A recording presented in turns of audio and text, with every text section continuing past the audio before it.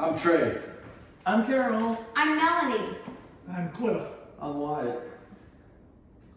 Just imagine holding your favorite fishing pole at the bank of Lake Clark. The water's calm, the air feels nice, the sun, it's about to go down, probably in 30 minutes. This is the story of patience, learning, and excitement of reeling in a big bass. I'll tell you about multiple lures that I used in the day to catch this big bass, and which one finally worked.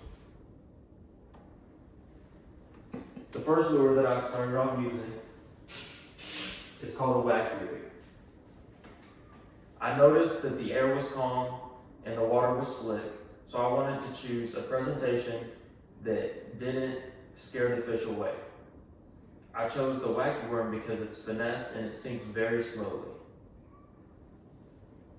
I didn't have any luck after about 10 minutes of fishing, so I switched lures.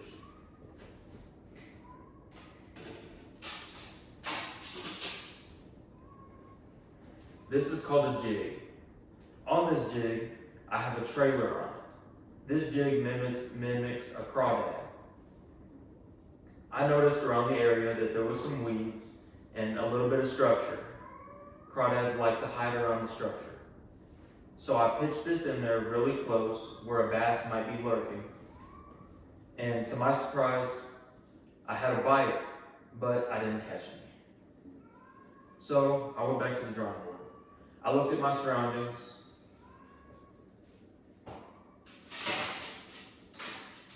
And I decided to tie on this lure. This is called a topwater frog. Now, when I looked at my surroundings, I saw that the fish jumping in the distance were bass and they were feeding on bait fish. I could see the little ripples of the bait fish trying to get away. Because the bass were near the surface, I decided to tie this on because it floats. It has a cupped mouth so that when I pop it, it creates a lot of commotion, acting like a fleeing bait fish.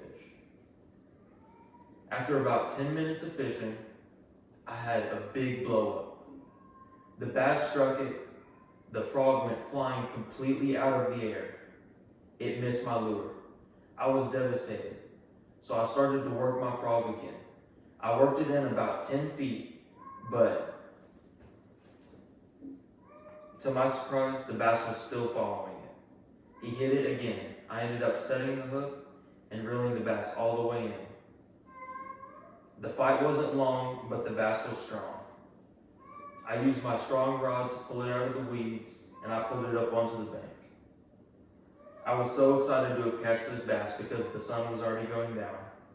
So I waited, took a picture, and let it go.